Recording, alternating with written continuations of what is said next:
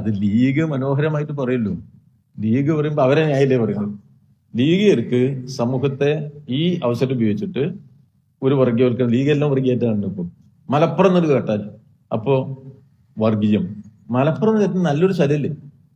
ഇവര് മാത്രം, ലീഗുകാർ മാത്രമല്ല മലപ്പുറത്തേര്, ഞങ്ങളും മലപ്പുറത്തേര് തന്നെയാ. ഞങ്ങളെയൊക്കെ ഒഴിവാക്കിയാൽ മതി. നമ്മളൊക്കെ മലപ്പുറത്തുണ്ടായതല്ലേ, മലപ്പുറത്ത് കൂടി നടന്നതല്ലേ, നമുക്കൊക്കെ നമ്മൾ ഈ നാട്ടിലുള്ള ആൾക്കാരല്ലേ. അതുകൊണ്ട് ലീഗിന് പതിച്ചു കൊടുത്തൊരു സ്ഥലമാണ് മലപ്പുറം. അങ്ങനെ കരുതണ്ട, ആ തെറ്റിദ്ധാരണയും വേണ്ട. അവരുടെ കൈവശത്തിൽ ഇങ്ങനെ ഇരിക്കുന്ന ഒരു സ്ഥലം, അവരുടെ പോക്കറ്റിലിട്ട് നടക്കുന്ന ഒരു സ്ഥലം എന്നുള്ള നിലയ്ക്ക് വിഷയത്തെ കൈകാര്യം ചെയ്യരുത്. വിഷയത്തെ വസ്തുനിഷ്ഠമായി കൈകാര്യം ചെയ്യണം.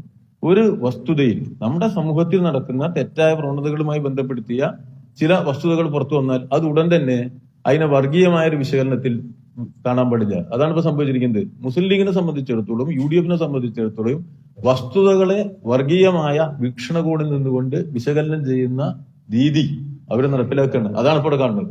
അത് രാജ്യത്തിന് ഗുണം ചെയ്യില്ല, സമൂഹത്തിനും ഗുണം ചെയ്യില്ല. അത് നമ്മൾ മനസ്സിലാക്കി പോകണം. ഏത് കാര്യം വന്നാലും അതിനെ മലപ്പുറം നോക്കുക, എന്നിട്ട് അതിനെ വർഗീയം നോക്കുക. മലപ്പുറം ഒരു വർഗീയ സ്ഥലമല്ല, പിന്നെ ഇവരെന്തിനാ അതിനെ അങ്ങനെ ആക്കാൻ നടക്കുന്നത്? അത് ചെയ്യാൻ പാടില്ല. അത് സമൂഹത്തിന് ഗുണമല്ല.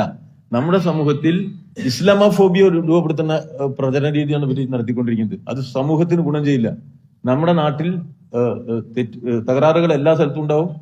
അത് പരിഹരിക്കപ്പെടുകയാണ് വേണ്ടത്. നിയമവിരുദ്ധമായ കാര്യങ്ങൾ നടക്കുന്നുണ്ടെങ്കിൽ ആ നിയമവിരുദ്ധമായ കാര്യങ്ങളിൽ നടപടി എടുക്കുകയാണ് വേണ്ടത്. നിയമവിരുദ്ധമായ കാര്യങ്ങളെ ന്യായീകരിക്കാൻ പാടില്ല.